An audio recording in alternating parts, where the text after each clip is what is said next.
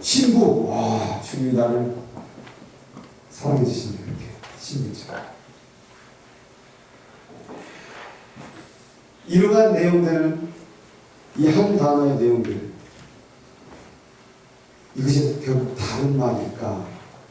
라는 것이죠. 다른 말은 크리스찬을 다른 말로 한국말로 뭐라고 해? 뭘 예수요. 그 크라이스트고 그리스도인 크리스찬 그러잖아요. 그죠? 그리스도인 그죠? 영어로 말하면 좀 약간 우아하고 고맙고 뭔가 좀 가벼운 느낌이지만 그리스도의 사람이라고 말하면 어때요? 무겁죠. 다시 여기로 가죠. 이게 다른 말이에요? 같은 말이에요.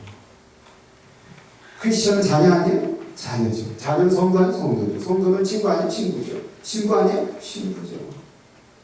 그러면 결국엔 뭐예요? 이게 다 같은 말을 하고 있다는 얘기죠. 근데 이 같은 말이 왜 이렇게 됐나요? 인식이 잘못됐다. 이건 어때요? 자, 의인.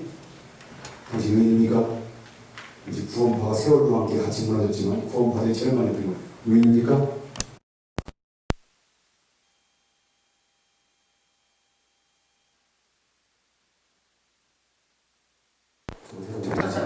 그럼 죄인입니까?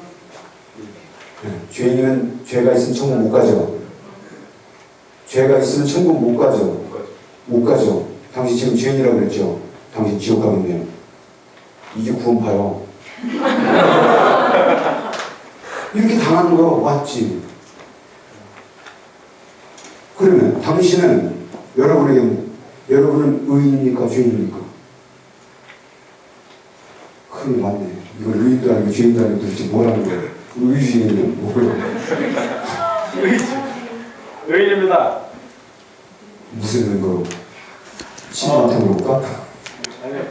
성경에 주님께서 우리 의인으로 쳐준다고 말씀하셨습니다. 아, 주님이 그렇게 말씀하셨죠. 그럼 난 의인이고 죄인은 아닙니까? 이제 더 이상? 이제 예수님께서 우리 위해서 십자가에 돌아가신 후 우리가 의인으로 아직 한국말 제가 좀 말을 설명하기 위해서 많이 표현하고 있어요. 자, 의인이라고 말하면 나는 거기까지는 아닌 것 같고, 죄인이라고 말하면 기분 나쁘고. 그럼 우리 여기다 어떻게 해요? 이 중간에다가 뭘 집어넣어? 크리스찬. 제자라 그러면 광신배들, 열심히 있는 애들, 수요예배, 새벽기도에 매일 가는 애들. 죄인 하면 교회도 안 가는 애들. 그냥 적당히 다니면 난 크리스찬. 중간이 있느냐 이 말이에요. 성경에 중간 사람을 얘기한 적이 있어요? 없어요? 의인, 중간인, 죄인. 중간인 있어요? 없어요? 여러분은 중간인입니까? 무엇입니까? 의인입니다. 자, 금방 어떤 사람 죄인 어떻게 우인이 뭐 조금씩 헷갈려. 지난번에 십자가를 바라볼 때 뭐라고 그랬어요? 울어야 돼요? 웃어야 돼요? 둘 다. 동시적 은혜를 얘기했어요. 동시적. 예수님 십자가에서 죽으셨지만 부활하셨죠. 그 사건이 슬픔이지만 우리에게 기쁨을 주는 사건이죠. 우리는 죄인임과 동시에 의인이에요. 죄인임과 동시에 의인이에요. 죄인도 맞아요. 그러나 하나님이 우리를 의인이라고 불러주신 거예요. 그러면 이 죄인과 의인 사이에서 이 크리스천이 뭐냐? 크리스천은 결국 제자라는 것인데 제자라는 게 뭐냐? 오늘 본문에 여기 읽어보니까 제자란 무엇인가? 그러니까 스승의 가르침을 받는 사람. 그러면 제자라는 게 뭐냐면 스승을 두는 거예요. 날 가르쳐 줄 사람, 날 인도할 사람, 내가 좀 본받고 받을 그런 어떤 대상이 있다는 것이죠. 그래서 원어적으로 이 제자라는 말은 재생 의미가 재생, replay, 다시 누르는 거예요. 스승의 삶을 다시 살게 하는 것. 그것이 바로 제자의 삶이라는 거예요. 그래서 내가 어떤 스승을 둔다라고 한다는 말은 그 스승의 삶을 리플레이하는 삶이에요.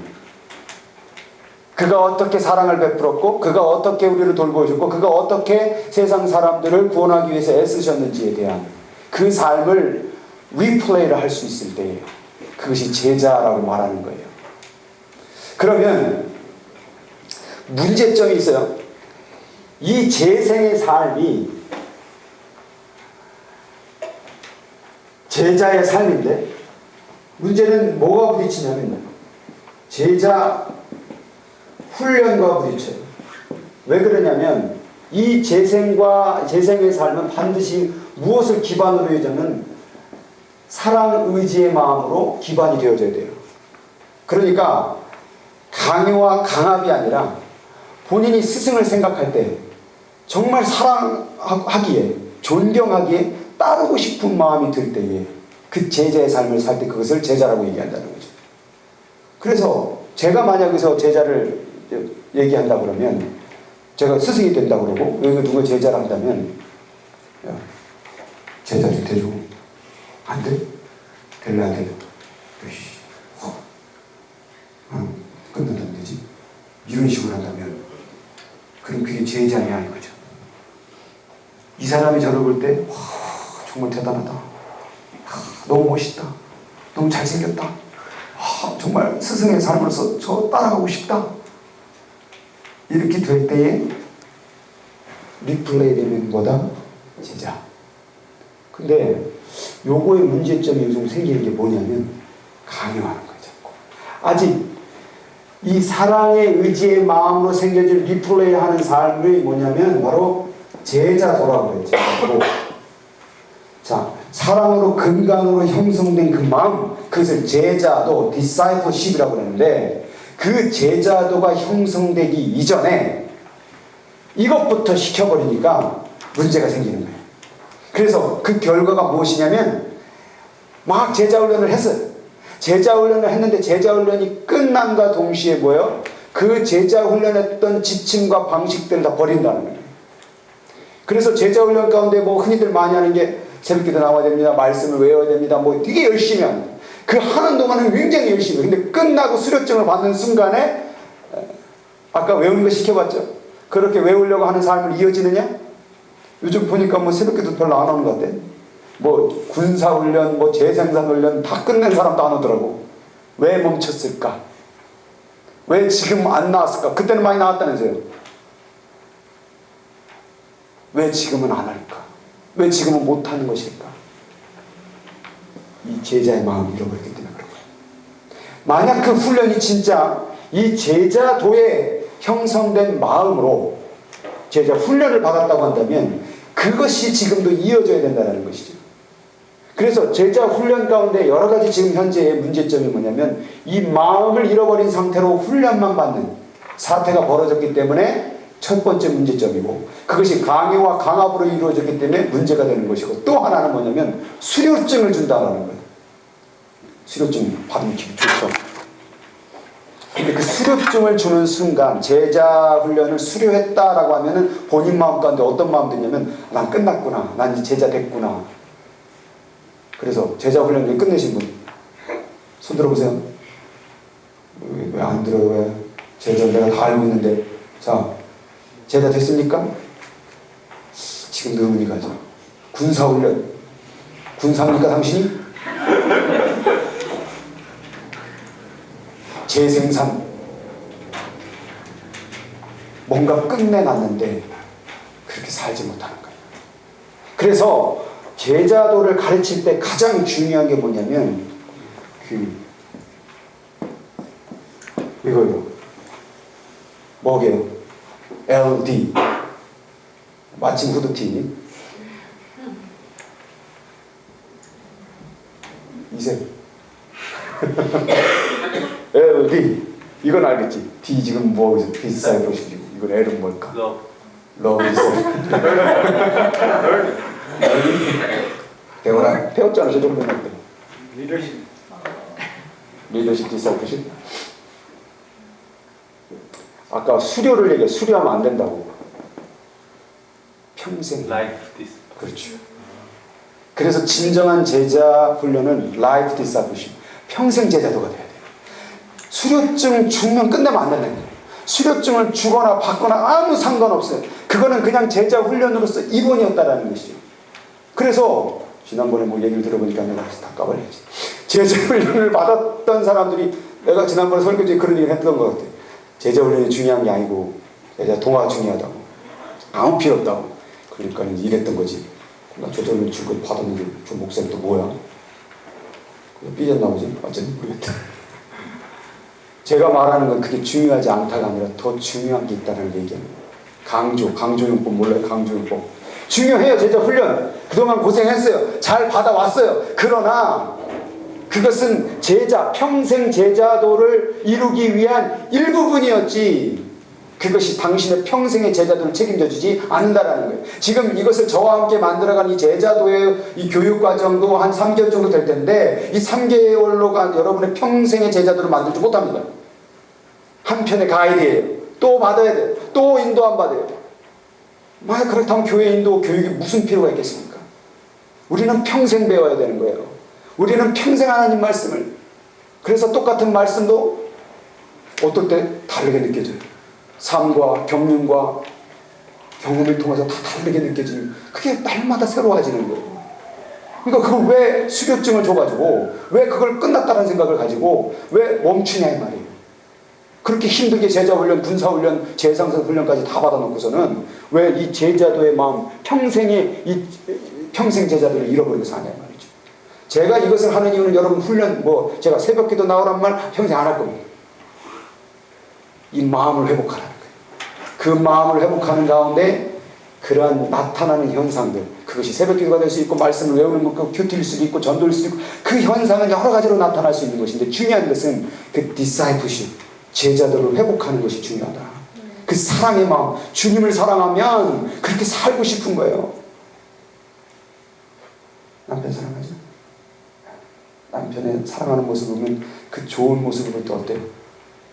나도 그렇게 살고 싶죠? 별로 없는가 봐, 이렇게 들어요. 살고 싶잖아요. 그게 사랑의 마음이라는 거예요.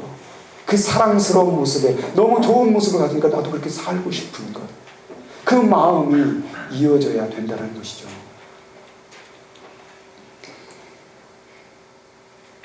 그러면 아까 말했던 의인과 악인, 우리는 원래 뭐예요? 죄인이고, 또 죄인이라고 하면 죄인이라고 하고, 당신은 악인입니까? 라고 말하면 뭐예요? 기분 나쁘죠? 죄인이 악인이랑 같은 거예요. 뭘 괜히 또 아닌 척하고 있어요. 자, 왜 죄인이, 심지어 성경에는 우리를 향해서 원수라고 해서 원수, 하나님의 원수, 당신 원수의 하나님인데 인정하기 싫어요? 기분 나쁘다 어쩔 수 없어. 성경에서 그렇게 말했으니까. 당신들은 하나님, 왜냐하면 하나님의 자식을 죽인 원수들이에요. 하나님의 친자식이 왜 죽었어요? 당신들, 나도 보면서 우리 때문에 죽은 거 아니에요? 그러니까 하나님의 입장으로 보면은 우리들은 하나님의 원수예요. 근데 그 원수가 어떻게 이렇게 고마운 크리스천이 되고 자녀가 되고 성도가 되고 친구가 되고 신부가 됐을까라는 거예요. 무엇 때문에, 무엇으로 이렇게 된 것이에요? 뭐 때문에 이렇게 된 것이요? 예수님의 피로. 그렇죠. 예수님 피로 된 건데, 그 피가 그냥 피 흘렸다고 다 모든 세상 사람들이 다 우리 의인이고 친구가 이렇게 되나요? 피는 흘리셨죠. 무엇 때문에? 그 피가 죄를 사해. 그건 나도 알아. 이게 무엇 때문에 무슨 연관성으로 우리가 이게 됐냐 말이에요. 그 그리스도의 피가 사랑. 그래, 사랑가 안 되니까요. 에? 뭐라고? 그렇죠. 후드티 2장. 이렇게 된 이유는 그리스도의 피를 뭐함으로? 믿음으로 말미암아 된 거란 말이에요. 그러니까 믿음으로 말미암아 얻어진 이 특권들, 사실 여기도 포함되어 있는 거죠. 제자도 특권이라는 거예요. 믿음으로 말미암아 얻어진. 그게 그냥 억지로 강요가 아니라 이거는 그렇게 삶을 살 수 있는 특권을 줘. 아무나 제자가 될 수 없다라는 거예요. 아무나. 그래서 이 믿음이 그러면은 무엇냐 이 말이죠. 그럼 도대체 그 믿음이 뭐길래 우리를 원수에서 이걸 만드냐 이 말이에요. 도대체 믿음이 뭘까? 믿음은 어디서 나오는 거고 믿음의 하는 역할은 뭐냐 이 말이죠. 믿음에 대해서 생각해 봤어요? 믿음이라는 것은 어떤 대상을 신뢰하는 것, 그렇게만 인식을 하고 있죠. 그 믿음이 도대체 뭐길래 이런 놀라운 일들이 벌어진 것이죠. 신의 자식을 죽이고 또 그 믿음이 나를 이렇게 만들었다라는 것은 이 믿음이 정말 대단한 거라는 거예요. 믿습니까? 네. 이렇게 말하면 믿음이 그냥 하찮은 것 같이 보여도 믿음이 놀라운 거예요. 도대체 이게 뭐길래? 믿음은 하나님의 성경 말씀. 선물이라. 그 선물이 도대체 뭐길래 우리를 이렇게 만들었냐 말이에요. 이 원수들이 어떻게 하나님의 친구가 되냐 말이에요. 이렇게 이 원수들이 어떻게 하나님의 자녀가 되냐 말이에요. 도대체 그 믿음이 뭐길래? 믿음이라는 것을 뭐라고 설명할까? 이거는 정말 신학적으로 여러 방면으로 설명할 수 있는데 저는 가장 쉬운 것을 믿음을 뭐라고 얘기하느냐면 요한계시록 3장 20절을 얘기합니다. 요한계시록 3장 20절에 볼지어다 내가 문 밖에 서서 두드리노니 누구든지 내 음성을 듣고 문을 열면 내가 그에게로 들어가 그는 나로 더불어 먹고 나는 그로 더불어 먹으리라. 믿음이라는 게 뭐냐면 내 마음의 문을 열고 주님을 모시는 것. 그게 믿음이에요. 다시 말해서 믿음이라는 것은 내 안에 주님이 계시는 것. 주님이 선물이라는 얘기예요. 그래서 내가 믿는다 그 말은 내 안에 주님이 계시다. 그러니까 내 안에 주님이 계시니까 나는 의인이 아닌데 죄인인데 주님이 내 안에 계시니까 내가 뭐가 되는 거예요? 이게 되는 거예요. 그는 나로 더불어 먹고 나는 그로 더불어 먹으리라. 그분과 같이 먹다 보니까 그분과 함께 내 안에서 같이 살다 보니까 내가 어떻게 되는 거예요? 자동적으로 그 삶의 영향을 받고 사는 제자의 삶을 살게 되는 것이죠. 그러니까 이것은 억지와 강요가 아니라 당신이 믿는다고 한다면 그 주님이 당신 마음에 계신다고 한다면 그로 더불어 사는 현상이라는 게 제자라는 거예요. 이것을 억지와 강요로 만든다면 당신은 절대 제자가 될 수 없습니다. 이것은 주님이 계심으로 말미암아 나타나는 자연스러운 현상이다. 왜? 그가 내 안에 사니까 그분이 너무 좋고 그분의 생각이 너무 좋고 그분의 그 기쁘심이 너무 좋고 그분의 행하심이 너무 좋고 그렇게 사는 거예요. 훈련할 수 있겠습니까? 그걸? 훈련이 되는 게 아닙니다.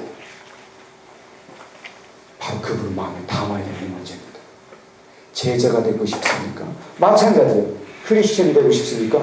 그분은 마음에 담아야 당신이 크리스천입니다. 자녀가 되고 싶습니까? 그분이 당신 안에 계셔야 돼요. 성도도 마찬가지예요. 친구도 마찬가지예요. 당신이 의인이 되는 것도 마찬가지예요. 주님이 당신이 계시는 당신은 의인이고 크리스천이고 그리스도인이고 제자고 성도고 신부가 되는데 주님이 당신 안에 계시지 아니하면 당신은 죄인으로 밖에 불릴 수 없는 거예요.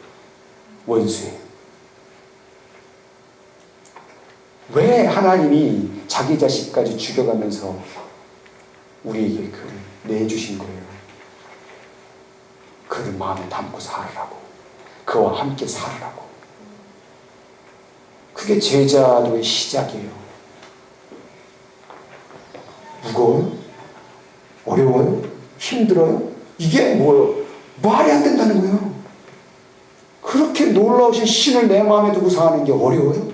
무거워요? 괴로워요? 부담스러워요? 당신이 주님을 마음에 두지 못해봐서 그래요. 주님을 마음에 두면요 너무 기뻐요. 남을 사랑하는 게 기쁘고요, 기도하는 게 기쁘고요, 찬양하는 게 즐거워요. 왜 이게 어려워졌을까요? 주님을 마음에 두지 않고 다른 세상의 근심과 걱정과 문제와 나의 죄로 그 안을 채워넣으니까 교회 나오는 게 힘들고 말씀 읽는 게 힘들고 기도하는 게 힘들고. 연애 해봤어요? 연애? 성백 연애 해봤어요? 예. 하고 있어요. 편지 받아봤어요? 예. 편지 안 받았어요? 편지 받았어요. 편지, 첫 편지 기억해요? 뭐 웃어. 기억해요? 기억을 못하면 삐진다. 편지가 뭐였다. 이거 갑자기 이런 표정이야. 제가 또 연애 얘기, 군대에서 또 첫사랑 얘기가 또 결혼한 사람 말고 또 있었어. 왜 이렇게 좋아하지나. 편지가 왔는데, 이제 군대에서 쫄병이니까 그거를 소대 안에서는 못 읽어요. 그럼 어디 가서 그냥 화장실에 가서 읽어야 돼. 몰래. 근데 이 화장실에서 읽고 또 읽고 또 읽고 또 읽고 그러다 오래 하다가 이게 새 화장실인데 어디 빠뜨린 거예요. 근데 그게 하나도 안 더럽더라고. 그러면서 또 털어가지고 말려가지고 또 읽고. 와. 하나님한테 그 러브레터 받아봤죠? 네. 그게 뭐예요? 몇 번 읽어요? 사랑의 마음이 들어요. 하나님이 성경 준 그 책이 편지인데 사실은 엄청 많이 쓰셨어. 66권. 아마 31,050절이 될 거야 아마. 31,000개가 넘는 그 절을 주셨는데 하나도 사랑스럽지가 않아. 졸려. 어떤 분은 수면제를 이용하는 분도 있어요. 그분을 사랑하면 막 읽고 싶지 않을까요? 제자들이 성경책을 왜 쓸까요? 마태복음, 누가복음, 요한복음 왜 쓸까요?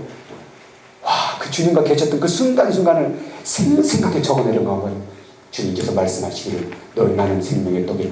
그걸 다 기억해가지고 그 함께했던 그 시절을 기억하면서 그 사랑의 마음이 느껴지잖아요. 내 스승님, 내 사랑하는 그 대상, 그 흔적들을 일일이 눈물을 흘리며 또 제자들과 함께하며 유대인들에게 싸우시는 멱살을 잡히는 그 순간, 십자가에 돌아가시는 그 순간까지 다 적어내렸던 그 사랑의 이야기들. 내가 이것도 감동이 없을까? 이 사랑의 마음, 주님을 마음에 둔 그 마음, 세상으로 다 채워놓기 때문에 그런 거예요.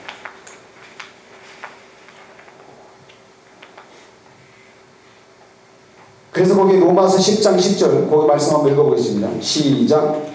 사람이 마음으로 믿어 그의 입으로 시인하여 구원에 이르리라. 이것에 단점이 있네. 지우다가 밀면 쓰러지겠어.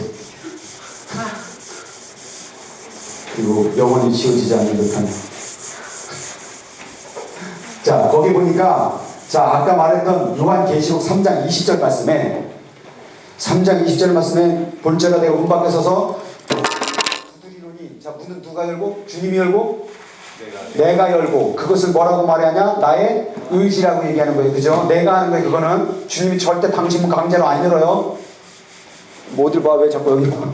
여기 봐요. 자, 그러면 문 열면 어떻게 한다고요? 주님이 들어가신다고요. 그죠? 자, 여기서 문 여는 작업이 뭐예요? 9절에서. 마음으로 믿어. 그렇죠. 마음으로 믿는 게 누가 하는 거예요? 내가 하는 거예요. 내가 좀 믿어보겠습니다. 내가 한번 열어보겠습니다. 그래, 열었죠. 그러니까 어떻게 이루고? 왜 의에 이뤘을까요? 주님이 당신 안에 들어가셨으니까. 그러니까 뭐예요? 뭐라고 말해? 입으로? 뭐라고 그래? 구원에 이뤘다. 그 말. 나 주님과 함께 되었습니다. 이렇게 되는 거잖아요. 그러니까 이것을 가지고서는 어떤 사람들은 자꾸 빨리 시인해. 빨리 시인해. 그럼 구원 받아. 아니라는 거예요. 내가 마음의 문을 열고 주님이 내 안에 거하고 그러므로 말미암아 고백되어지는 이 쌍방관의 관계가 이루어진 상태에서 고백될 때 구원에 이르는 것이지. 빨리 시인해. 마음에 믿어지지도 않고 원하지도 않는데 빨리 시인하세요. 예수 그리스도 나의 구주이십니다. 빨리 시인하세요. 아멘. 고백했습니다. 당신 구원 받았습니다. 할렐루야. 새신자들한테 이렇게 강요시킨다는 거예요. 아닙니다. 하나님은 절대 그렇게 강요와 서두름과 막 이렇게 푸시 가운데 마치 훈련하듯이 입술로 고백하세요. 빨리 하세요. 입으로 고백하기 전에 분명히 마음으로 믿어 이렇게 되어있죠.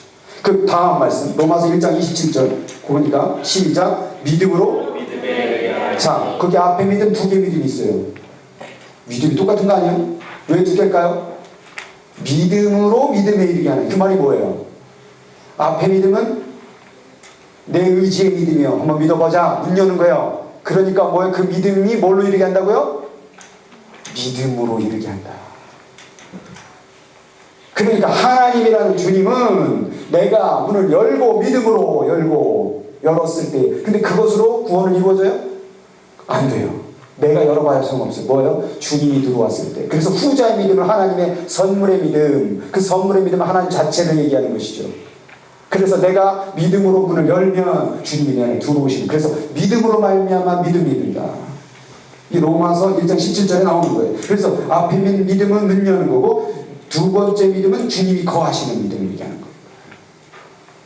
그러면 베드로전서 2장 2절 읽어볼까요? 시작. 가난한 이들같이 순전하고 신앙을 서서 삼아라. 이는 이로 말미암아 너희로 구원에 이르도록. 자, 쉬운 성경에 읽어볼까요? 시작. 가난하기다. 젖을 쌌듯이 특별한 말씀을 사모하십시오. 그러면 여러분의 말씀이 자라고 구원을 받게 될 것입니다. 자, 내가 믿음으로 문을 열었는데 믿음, 주님이 내 안에 거하셨는데 여기서 무슨 표현을 썼어요? 믿음이 자라난다. 그리고 또 주님이 뭐라고 제자들한테 어찌하여 믿음이 적은 자요? 의심하였느냐? 믿음이 적다. 자라난다. 그럼 뭐야? 주님이 막 처음에 들었는데 조금 하셨다가 막 내 안에서 막 먹고 자라나는 건가? 믿음이 자라나요? 자, 믿음이 자라납니까? 믿음이 적은 믿음이 있고 큰 믿음이 있습니까? 있습니다. 그럼 어떻게 주님이 들어왔어? 그러면 처음에 주님이 좀 적은 주님입니까? 뭐예요? 대답 헷갈리지 또. 처음에 주님 들어왔어. 난장이 주님 들어오셨어. 깐깐하게 2살 주님 들어왔고 3살, 4살, 내가 30살 됐다. 이 막 자라나는 건가? 그 자라난다는 게 뭐냐? 들어오셨죠. 들어오시면 내 안에 뭐가 있어요? 나의 생각, 나의 방법, 나의 사고 방식들, 나의 생활 패턴, 모든 세상의 방식들이 들어있잖아요. 그런데 그 주님이 들어오심으로 말미암아 뭐하고 있어요?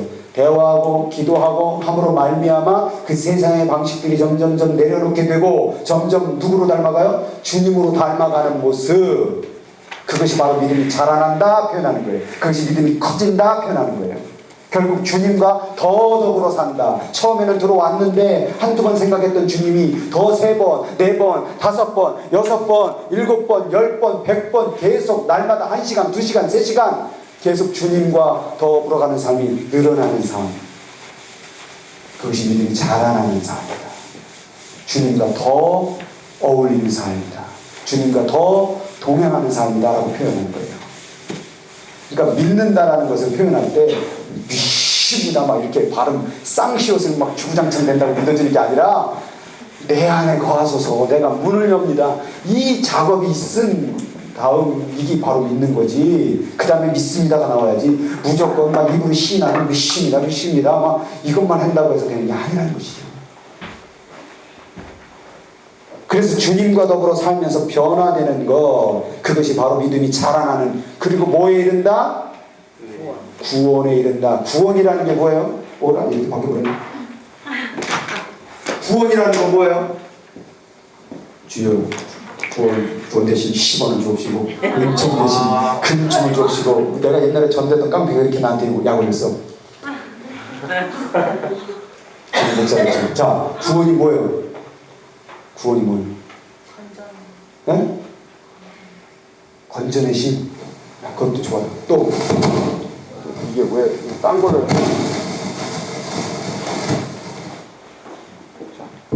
자 이걸 봅시다. 자 구원이 뭐예요? 구원. 이게 좀 소리가 이상합니다. 구원. 선물.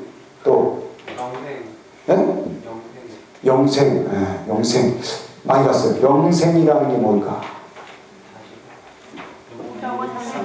너무 이상한 거. 그걸 몰라서 그러면 안 돼. 내가 목사인데 그걸 모를까? 영생을 모를까? 구원이 뭘까? 다시 태어난다. 관계의 네? 관계의 신영이가 좀 이제 요즘 기도하나 보다. 관계 어떻게? 어떤 관계로? 이건 지난번에 3일체 형성과 관계가 있어. 네? 삼일체 형성이라니까. 아버지 하나님 태아 푸드티 세상. 구원은 하나가 되는 거예요. 신부와 신랑 하나 되듯이 하나님과 나와 하나가 되는, 그것을 구원이라고 얘기해요. 하나님과 하나 되는 거예요. 그것이 바로 영생이 있는 삶이죠. 하나님과 하나 되는.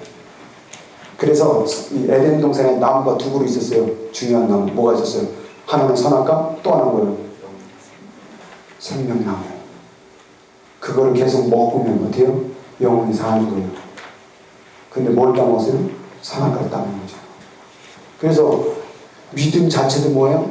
주님을 내 안에 하나 되게 더불어 사는 거고, 결국 그렇게 살면 뭐예요? 계속 그렇게 살아가면 어떻게 되는 거예요? 결국 천국에 구원된 하나 된 삶으로 간다는 얘기죠. 그러니까 제자의 삶은 뭐다? 제자와 믿는 자의 삶은 뭐예요? 그러면 동일한 거죠. 다른 말 아니에요. 크리스천도 같은 말이에요. 다 자녀든 크리스천든 제자든 뭐 신부든 신랑이든 뭐 다 교회에서 좋은 말들은 다 공허한 그 말들은 다 주님을 내 안에 모시고 사는 삶, 주님과 하나 되는 삶, 그 사람이 바로 구원받은 사람이라는 거죠. 그러니까 제자의 삶을 산다는 것은 구원과 관계가 있다 없다? 있다. 만약 제자의 삶을 살지 못한다면 당신의 근본적인 믿음의 문제고, 믿음의 문제가 있다라고 한다면 뭐예요? 주님이 내 안에 없는 것이고, 주님이 내 안에 없다라고 한다면 당신은 구원받지 못합니다. 그러니까 제자의 삶은 선택과 초이스가 아니라 그 주님을 모심으로 말미암아 당연히 해야 되는 우리의 삶인 거예요. 근데 그것을 억지와 강요가 아니라 문 열고 자유의 마음으로, 사랑의 마음으로 문 열고 주님을 모시는 자에게 이루어지는 삶이다. 더 이상 그것을 힘듦과 어려움과 억제의 것으로 이해하지 말라는 거예요. 당신이 구원받았다고 한다면, 믿는 사람이라고 한다면, 크리스천이라고 한다면, 자녀라고 한다면, 제자라고 한다면 그 삶이 나타나야 된다는 얘기죠. 그래서 여기서 얘기하는 게 뭐냐면 믿음과 행함을 얘기할 수 있습니다.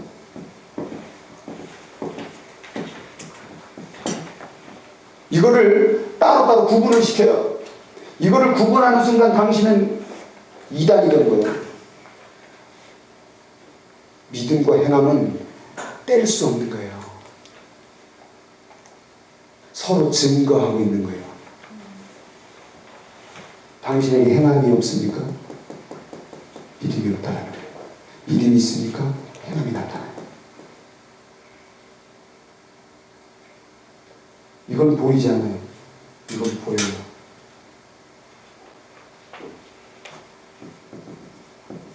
영혼 보여요?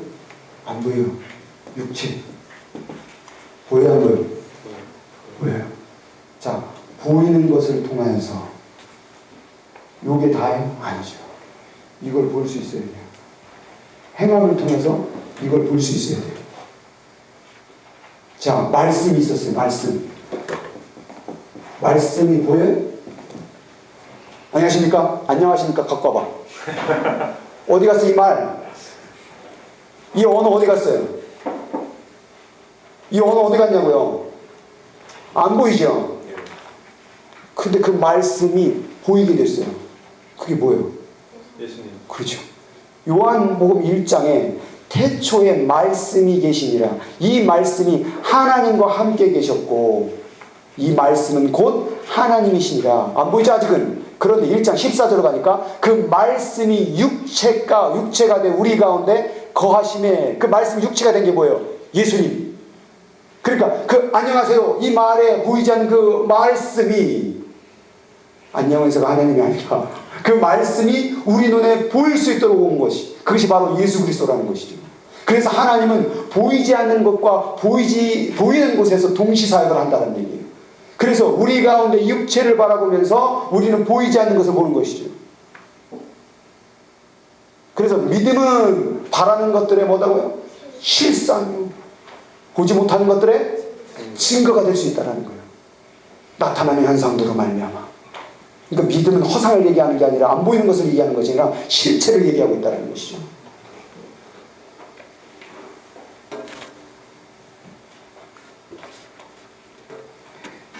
자, 그래서 이 에베소서 2장 8, 9절 한번 읽어볼까요? 거기 시작. 너희가 그 은혜를 인하여 믿음으로 말미암아 구원을 얻었나니 이것이 너희에게서 난 것이 아니요 하나님의 선물이다. 행위에서 난 것이 아니니 이는 누구든지. 자, 이 믿음이라는 것은 이것의 행함은 이것의 원인으로 말미암아 나타나는 것인데, 요 행함을 자꾸 요것 없이 만들어내는 것은 자기를 자랑하려고 하는 사람들이죠. 그것이 뭐예요? 율법주의자들. 율법. 그것으로는 뭐예요? 구원을 이룰 수 없다는 것이죠. 이게 있어요. 그러나 이것이 이것으로 말미암아 이루어진 결과가 되어져야 된다. 제자라는 것도 마찬가지예요. 그 결과, 제자의 삶이 보여져야 된다. 그러면 이 과정 가운데서 우리가 자세가 뭐냐? 빌립보서 2장 12절 시작. 그러므로 나의 사랑하는 자들아 너희가 나 있을 때뿐만 아니라 더욱 지금 나 없을 때에도 항상 걱정하여. 자, 구원을 이룬다는 것은 결국 어떤 삶을 사람에게 주는 거라고 그랬어요? 제자의 삶을 사는 사람에게 주어진 거라고 그랬어요. 그런데 이 제자의 삶을 사는데 어떻게 이루래요? 두렵고 떨림으로 구원을 이루래요. 아까 제가 말했죠. 두렵고 어렵고 힘들고 이런 게 제자의 삶이 아니라 자연스럽게 나타나는 현상이라고 그랬죠. 근데 왜 여기서는 또 두렵고 떨림으로 구원을 이루란 말이 나왔을까요? 다시 또 두려워야 돼? 어우 제자 두려워. 지난번에 죄에 대한 얘기에서 흔적 기억해요? 네, 좀 엄청 긴 말씀 드렸을 때 두 편짜리를 합쳐가지고 흔적 기억하죠? 네. 그 흔적이 우리 안에 있어요. 근데 그 흔적을 예수님으로 가리지 아니하면, 예수님의 보혈로 가리지 아니하면 자꾸 저희 흔적을 보기 때문에 그 흉악한 자가, 그 사단이란 자가 우리가 주님 안에 거하고 주님 우리 안에 거하는데 이 주님 안에 거하는 우리를 어디로 끌고 나가는 거죠. 죄에 왜 예수를 믿었음에도 불구하고 사단이 우리를 죄를 짓게 만들까요? 왜 사단이? 죄 저도 천국 갑니까? 안 합니까? 예수님 믿으면? 갑니다. 예? 갑니다. 확실합니까? 네. 그러면 사단은 왜 힘들게 애쓰게 우리를 죄지게 할까요? 예? 그래서 어쩌라고? 흉터를 남으니까 어쩌라고? 그걸 괴롭혀서 결국 왜 괴롭히냐고. 어차피 네가 괴롭혀도 천국 가잖아. 예? 혼자 뭐? 그래서 보이게 해서 어쩌라고? 예수님한테 떨어지고 예수님 앞에 멀어지게 해서 떨어지게. 멀어지게 하는 목적이 뭐예요? 지옥 예수님과 떨어지고 너무 직설적이다. 그렇죠? 맞아. 자, 다시 한번 말씀드리면 지금 이 순간을 잘 들어도 이때도 내가 2단이 되느냐 마느냐를 결정하는 순간을 지금 자, 잘 들어요. 나중에 딴소리 하지 말고 잘 들어요. 예수를 믿으면 구원에 이르죠. 그렇죠? 예수를 믿은 사람이, 구원에 이른 사람이 구원에 못 이룰 수 있습니까? 네. 예. 나온다. 자, 예수 믿는 사람. 자, 믿습니까? 네. 이 아멘한 사람이, 내가 예수 믿고 있는 사람이 구원에 못 이룰 수 있겠습니다. 자, 한 번 이루어진 그 구원을 깨질 수 있냐 말이에요. 그러면 당신은 예수 믿었어요. 죄를 저질렀던 당신의 구원은 이루어지죠. 그러면 당신이 죄를 저지르면 그 구원이 깨질 수 있습니까? 없습니까? 그럼 자, 사단이 다시 묻겠습니다. 사단은 그럼 왜 우리를 죄 구원이 깨지지도 않는데 다른 사람 못 전하게 하려고? 아니, 당신에게 예수님 부인하기. 내가 안 깨진다면 후인하면 지옥 가잖아. 우리 구원받으면 깨지지 않는다며. 근데 사단이 왜 우리를 죄짓게 하는 걸까? 구원이 헷갈리게 하려고? 헷갈리게 하는 거 믿음을 방해해서 못 전라고. 방해해도 어차피 니들이 천국 간다며. 다 힘들게 그냥 힘들게 하려고. 그러니까 할 일 없어? 아하, 할 일 없다. 괴롭히자. 예, 뭐 이러려고? 왜 우리를 죄짓게 만드는 게 사탄이 그렇게 악을 쓰면서? 예? 잘 들어요. 여기 지금 중요해. 자, 한 번 구원받은 구원은 절대 깨질 수 없습니다. 네. 그런데 당신이 구원 받았는지 안 받았는지는 모르겠습니다. 하나님의 입장으로 봤을 때 구원받은 자는 반드시 구원됩니다. 그런데 그것이 객관적으로 제3자 입장으로 봤을 때 구원 받을는지 안 받는지는 모르겠습니다. 무슨 말인지 알겠죠? 그런데 우리는 믿음을 통하여서 뭐예요? 구원 받을 사람이라고 나아가는 것이죠. 근데 마태복음 7장에 보면 분명히 이렇게 되어 있습니다. 주여 주여 하는 자마다 다 천국에 들어가는 게 아니다. 근데 왜 주여 주여 했을까요? 나 믿는다 이 말이에요. 나 그리스도인이라 이 말이에요. 그리고 심지어 어떤 사람은 나는 당신의 이름으로 권능을 행하고 귀신을 쫓아냈습니다. 근데 예수님 뭐라고 말했어요? 난 널 모른다 그랬어. 야, 귀신 쫓아갔어? 권능을 행해봤어?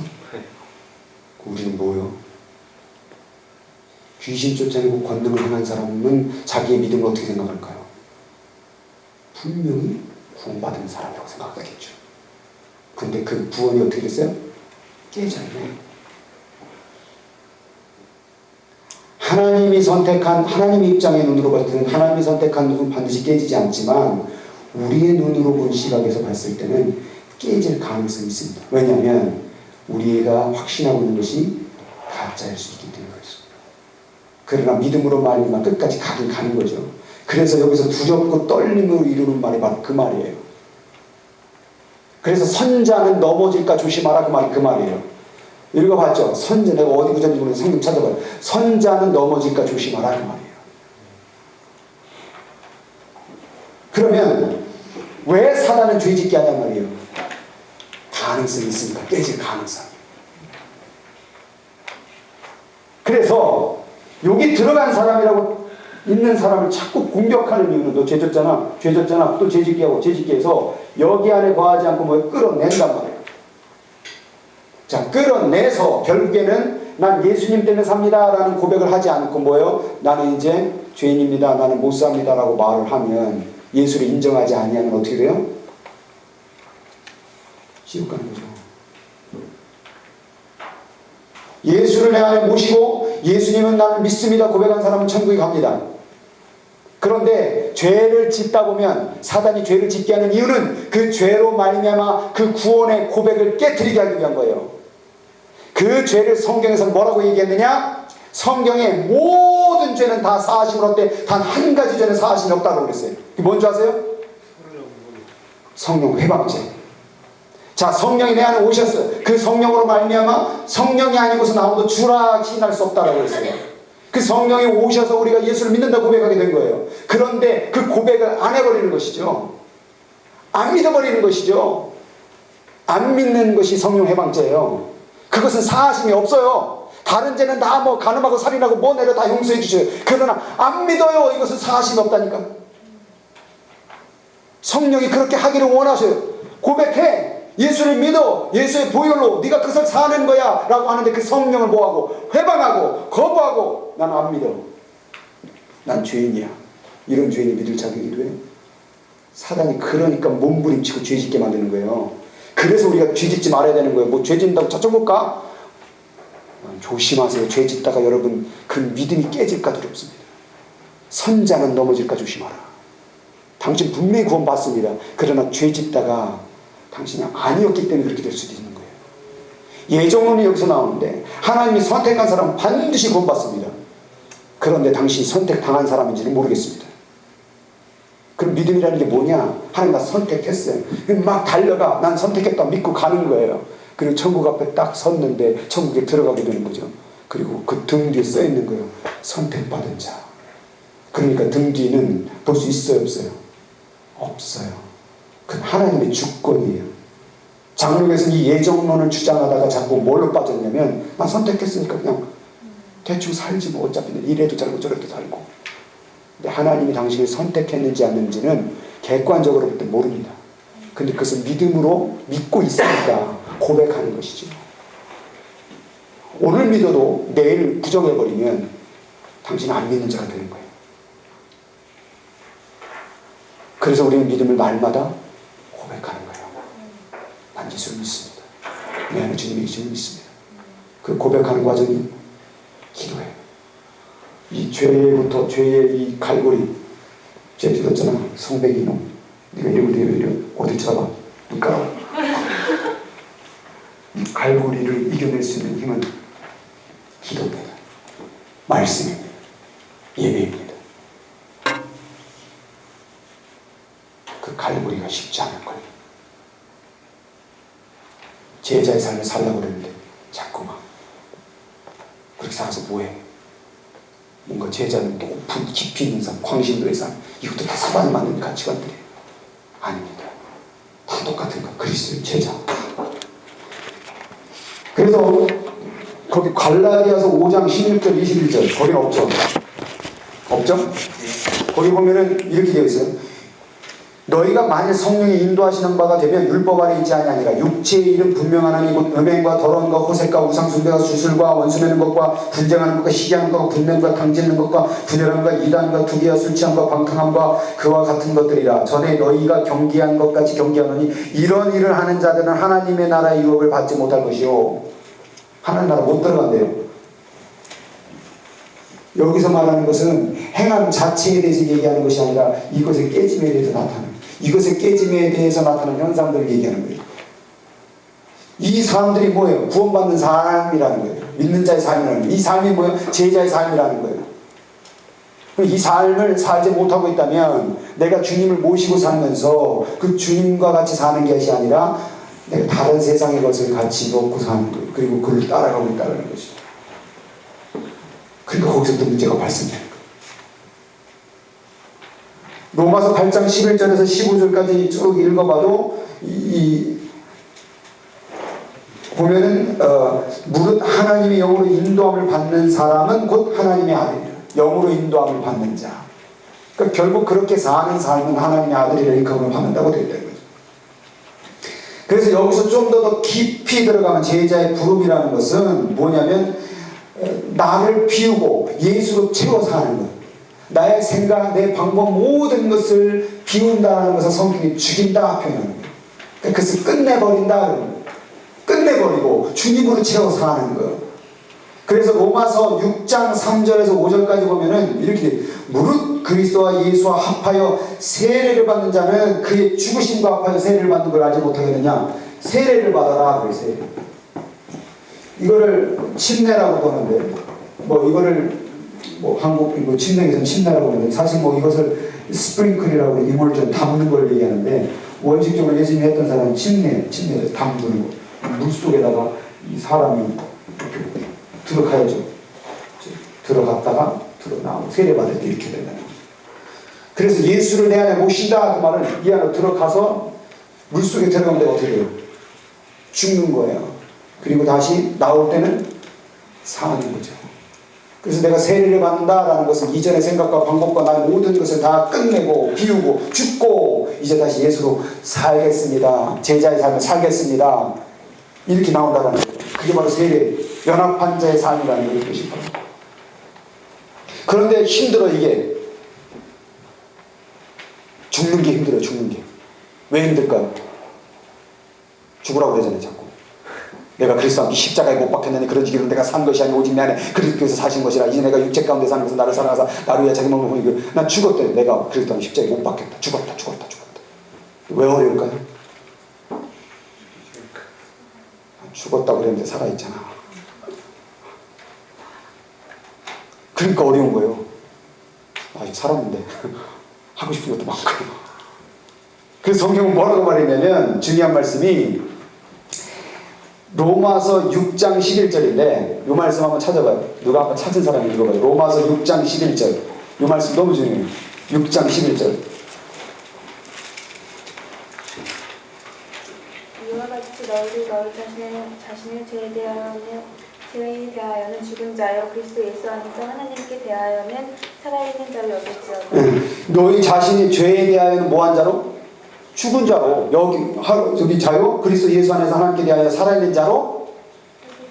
그 뒷말이 여길지어다. 살아있지만 그렇게 여기라고. 네가 죽었다고 그 여기는 마음이 바로 믿음이라는 거예요. 살아있잖아. 이거 어떻게 이거. 근데 나보고 죽었대. 그러니까 뭐라고 바울사도가 그렇게 여기라고. 넌 죽었다. 끝났다. 그렇게 해야 제자의 삶이 시작된다. 그래야 주님을 네 안에 모실 수 있다. 그 말을 하고 있는 것이죠. 그래서 그리스도께서 사람을 부르실 때는 그로 하여금 와서 죽으라고 명령하시는 것이. 디트로이드 보네고가 얘기했죠. 그래서 모든 그리스도인들이 보네고가 그랬던 것처럼 문자적인 순교적 부름을 받지 아니했다. 그러나 모든 그리스도인은 명백하고 헌신된 제자로 부름을 받은 것이 사실이다. 개인적인 희생이 무엇이든지 말다. 그 순교의 삶으로 부른 거예요. 이걸 막 문자적으로 막 죽는 삶이 아니라 끝내는 거예요. 내 방식과 내 사고와 모든 것들을 예수의 사고방식으로 완전히 세례를 받고 다시 함께 사는 것. 그래서 예수님께서 우리를 제자로 불렀다 그 말은 제자로 부르셨다라는 말 첫 번째 소명이 있어요. 소명. 그 소명이 고린도전서 3장 9절 시작. 우리는 하나님의 너희는 하나님의 자 하나님이 우리를 향해서 뭐라고 말했어요? 동역자, 코워커, 같이 일하는 거. 야 이건 진짜 신이 우리와 같이 일하는 거. 코워커입니다. 코워커. 하나님이 전도하시지 왜? 당신이 하나님 전도하면 무슨 잘 전도할 것 같은데 왜 우리 보고 전도하라는 거예요? 코워커. 나는 같이 일하자. 내일이 네 일이다. 그만큼 주권을 준 거예요 우리에게.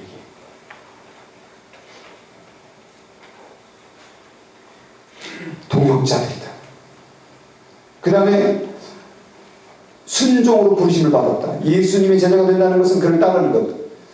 그가 가는 길을 나도 간다는 것. 나의 삶을 위한 그의 계획과 뜻을 받아들인다는 것을 의미한다. 예수께서는 우리를 절대적인 순종으로 부르셨다. 부르셨으면 뭐예요? 응답해야죠. 그죠? 의지. 다 불렀어요. 그러니까 두드리죠. 내가 널 선택했다. 그러니까 두드리죠. 그 선택은 누구나. 그죠? anyone. 그 부르심에 응답하는 건 나. 그래서 거기 더 가시다가 다른 두 형제 곧 세베대 야고보와 형제 그 요한이 세베대 한 가지로 대회에서 깃는 것을 보시고 뭐 하시니? 부르시니 저희가 곧 배와 부친을 버려두고 예수를 쫓으나. 예수님이 버렸어요? 저희가 버렸죠. 조금 더 가시다가 세베대 아들 야고보와 그 형제 요한을 보시니 저희 배에 그물을 깃는데 부르시니. 불렀죠. 그랬더니 세베대 사건들하고 배에 버려두고 예수를 따라갔다. 같은 말인가? 어쨌든 자 불렀다. 그럼 대답해야 되죠. 그 다음에 이제 순결의 삶으로 부르셨다. 단순한 평범한 삶으로 부르셨다. 예수님은 자신도 자기의 제자들과 겸손과 가난한 삶으로 부르셨다. 세상에 가진 것으로 자랑하거나 사랑하는 것이 아닌 평범한 인간의 삶 속에서 하나님의 말씀을 선포하는 단순한 삶으로 부르셨다. 거기 청결이라고 되어 있는데 팔복 가운데 그런 말이에요.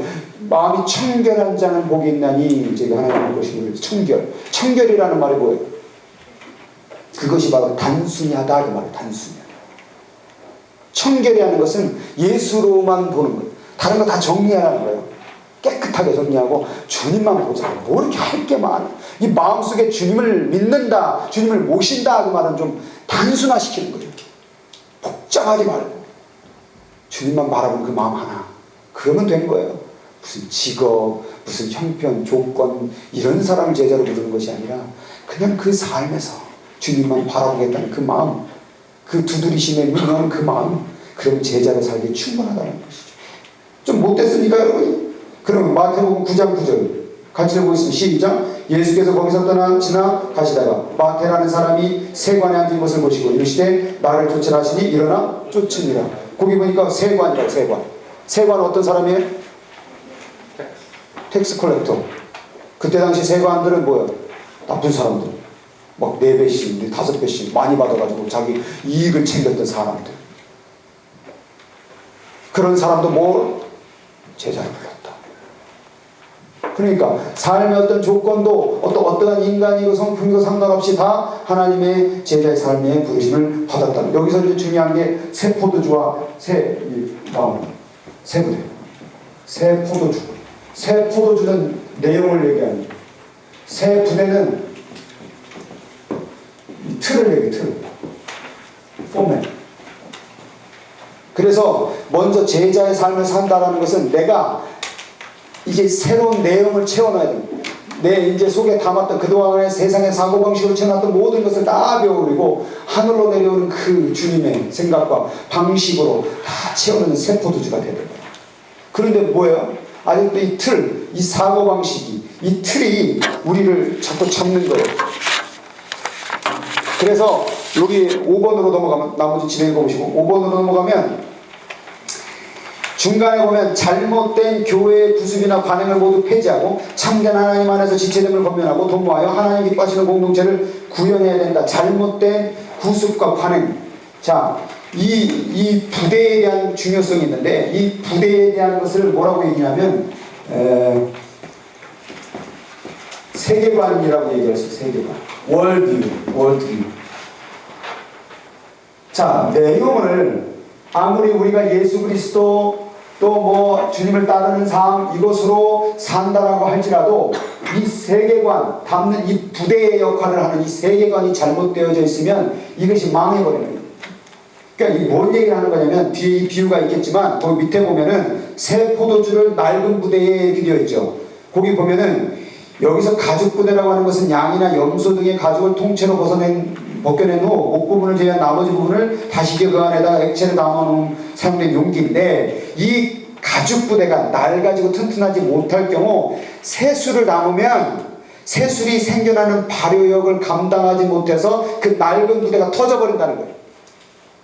그러니까 새 포도주는 어디다? 새 부대, 튼튼한 부대에 담아놔야 발효력이 커도 그것이 터지지 아니한다는 얘기예요. 그러니까 아무리 하나님으로부터 은혜를 받고 하나님께 은총을 받고 주님을 내 안에 모신다고 할지라도 이 세상의 사고방식의 세계관을 그대로 가지고 있으면 그것이 들어와도 뭐예요? 터져버린다는 거예요. 망해버린다는 것이죠. 그래서 이것이 단순히 우리의 영적인 것만 이게 바꾸는 것이 아니라 뭐예요? 육적인 틀의 삶도 바꿔버려야 된다는 거예요. 제자의 삶을 산다는 것은. 이 세계관의 가치관이 이 세상을 지금 다 지배하고 있어요. 지난번에도 제가 말씀 가운데 얘기했지만 진짜 이 성관계란 성이라는 이 아름다운 것이 세상에서 이 세계관을 통하여서 어떻게 바뀌어버렸어요? 상품으로 바뀌어버린 거예요. 여성의 그 가슴이 뭘로 바뀌어버렸어요? 하나의 섹시 문화로 그럼 바꿔버린 거예요. 이게 이런 가치관이 이런 세계관이 어떻게 생겨났냐 이 말이에요. 이것이 세상의 사고방식. 세상에서 뭐 없으면 안 돼요. 돈 없으면 안 되는 사고방식. 그러니까 여러분 돈 없으면 예수를 잘 믿어도 예수 나가 주님을 찬양합니다. 주님을 예배합니다. 눈물 펑펑 흘리고 돌아가는데 바깥으로 나가면 이 세상의 사고관 물질 세계관이 딱 들어오는 거예요. 그러니까 내 은혜를 거기다 담아도 뭐예요? 다 터져버리는 거예요. 뭐예요? 걱정되니까. 나 돈 없으면 어떡하지? 직장 없으면 어떡하지? 그러니까 은혜를 아무리 받아도 이 세계관의 근본적인 틀을 바꾸지 않으면 아무리 은혜를 받아도 아무리 주님을 모시고 산다고 해도 일단 터지고 망하거든요. 완전히 통째로 다 바꿔버려야 돼. 영과 혼과 육을 다 바꿔버려야 돼. 그래서 교회 나오는 게 중요한 거예요. 이 육체를 바꿔야 되니까. 그래서 자리를 옮긴다. 그게 굉장히 중요한 거예요. 내가 몸을 움직여서 기도하는 거 중요한 거예요. 내가 뭐 길거리 걸어가면서 기도하는 것도 중요하지만 시간을 정해놓고 교회에 와서 이 기도하는 것도 중요하다는 거예요. 그 부대의 역할 때문에 그런 거예요. 어제 한 형제하고 어디 바 비슷한 데를 갔는데 술은 먹진 않고 레몬 주스 그걸 먹었는데 같이 막 얘기를 하는데 옆에서는 막 그냥 미국 사람들처럼 막 전형적으로 술 마시고 막 시끌시끌한 막 같이 한번 통성기도 거기서 했으면 어떻게 됐을까? 될까요? 이상하게 되겠죠. 모르겠어. 어떻게 안 할 것 같아요. 한 분이 그런 분이 있었어요. 창녀촌에 그 창녀분들을 전도하겠다고 목사님이 들어가셨을 거예요. 불쌍한 얼마나 그 마음은 좋아요. 들어가셨는데 그 뒤로 그걸 봤다는 얘기가 없어요. 들어가니까 뭐 다 그 에덴 동산에 시절로 다 있는 것이지. 장면들이. 그래서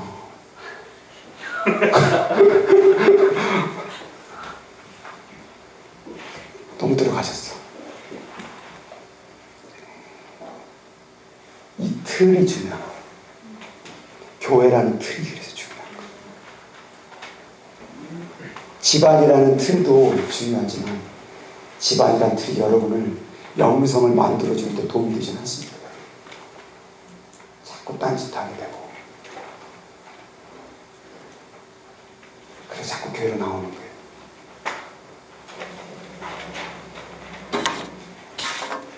그런데 이 틀이 중요하다고 또 내용을 또 깨부시면 안 되죠. 근데 이 틀을 중요시했던 사람들이 뭐예요? 바리새인들이에요. 교회 나오고 몇 번 기도하고 근데 본인 스스로가 그 내용에 새 포도주가 되지 못하면 그게 무슨 소리냐? 행함과 믿음이 같이 결부되듯이 이 새 구레와 새 포도주가 함께 내 영과 육과 혼이 함께 변화가 될 때 주님 안에서 완전히 그것을 내려놓고 끝을 내고 죽고 다시 무릎 나왔던 새로운 사람으로 될 때 제자의 삶이 시작된다.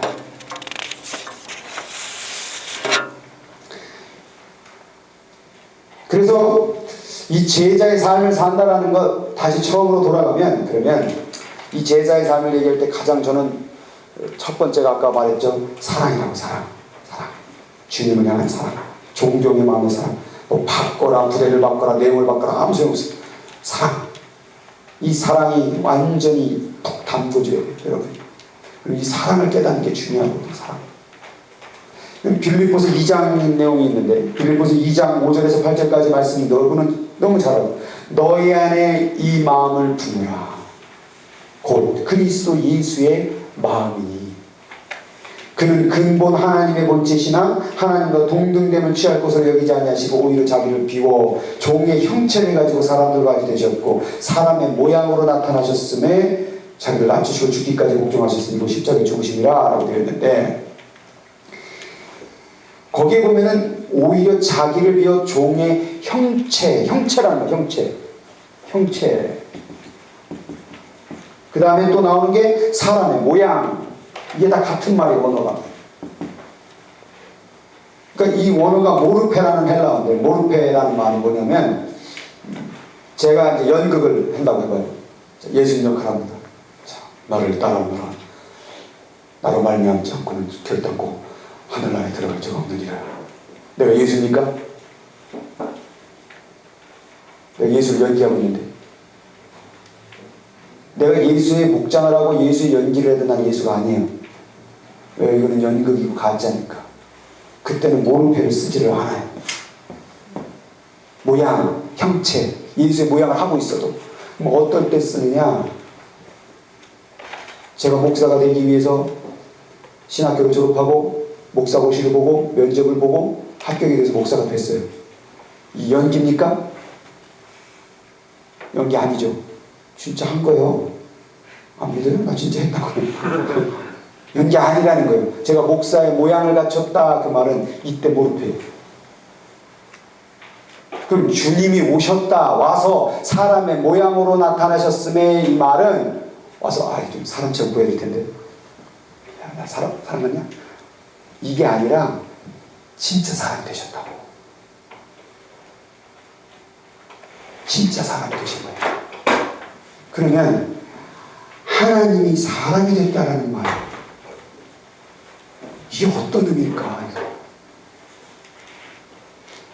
창조주가 있어요. 창조주가 피조물을 만들어요. 그것도 말씀으로. 근데 그 창조주가 말씀으로 만든 피조물이 됐다. 자동차를 만든 설계자가 있어요. 그 자동차 설계자가 자동차가 되어버렸어. 생명이 무생명으로 되고 힘이 정말 보이지도 않는 이 우주에서 이 지구가 어떤 존재예요? 정도 안 돼요.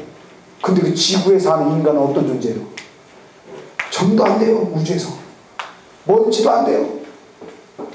근데 그 우주 만물을 창조하신 힘이 먼지도 안 되는 존재가 됐다. 연극이 아니라 연기가 아니라 진짜 그렇게 됐다. 이걸 뭐로 설명하겠어요? 사랑. 너희 안에 이 마음을 품어라. 근데 그분이 더 놀라운 것은 그 먼지도 안 되는 존재를 찾아가서 두드려. 문 좀 열어줘. 문 좀 열어줘.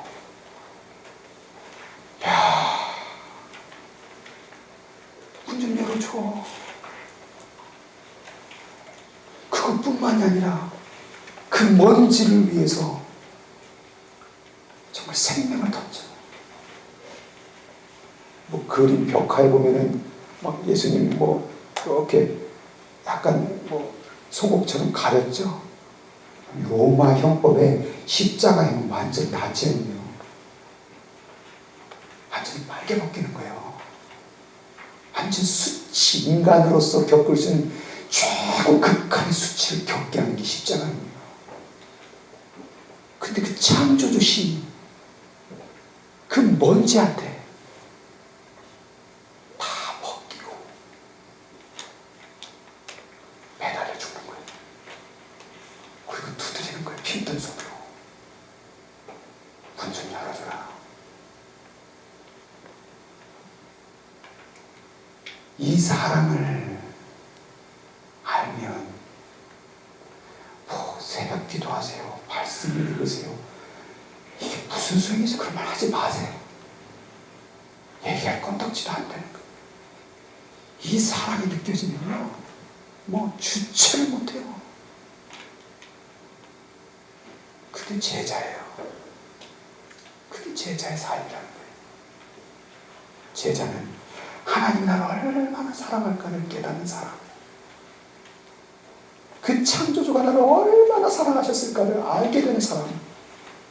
그 사람이 자연스럽게 살아가는 삶을 제자의 삶 그러는 거예요. 당신은 제자입니까? 그럼요, 당연하죠. 날 구원해 주셨는데요. 그 창조주가 다 버렸는데요. 다 벗어버렸는데요. 당연히 제자의 삶을 살아야죠.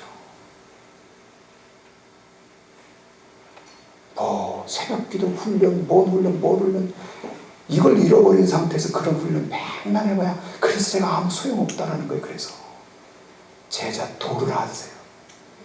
이 제자 도는 수료해야 됩니까? 하나님 사랑을 3개월 동안 하고 끝내야 됩니까? 그 사랑을 아는 것은 평생이죠. 평생 잊을 수 없는 거죠. 그 사랑을. 어찌 그 사랑을 우리가 잊고 살 수 있겠어요? 그 사랑을 우리가 언제 던져버리고 살 수 있겠어요? 뭐 기도하세요? 아니요, 기도해야죠. 당연히. 그 주님을 어찌 대화를 안고 살 수 있겠어요? 내가 그 주님 어찌 버리고 살겠어요? 내 스승인데, 내 아비인데, 내 신랑인데. 당신 제자입니까? 부담스러워요? 어려워요? 우리 여지껏 말도 안 되는 얘기를 하고 살았다는 거예요. 당신은 제자여야만 합니다. 그 사랑을 안다면 세상에서도 목숨을 건져주면 그 사람한테 어떻게 살해를 할까 몸부림치는데 자기 자식을 죽여서까지 우리를 살렸는데 맨날 십자가 앞에서 막 주시옵소서 주시옵소서 주시옵소서 뭐 이렇게 달래요. 주님한테 다 줬는데 주님께서 뭘 줄까요? 수치와 자존심과 다 줬대. 도대체 내가 너한테 뭘 주랴?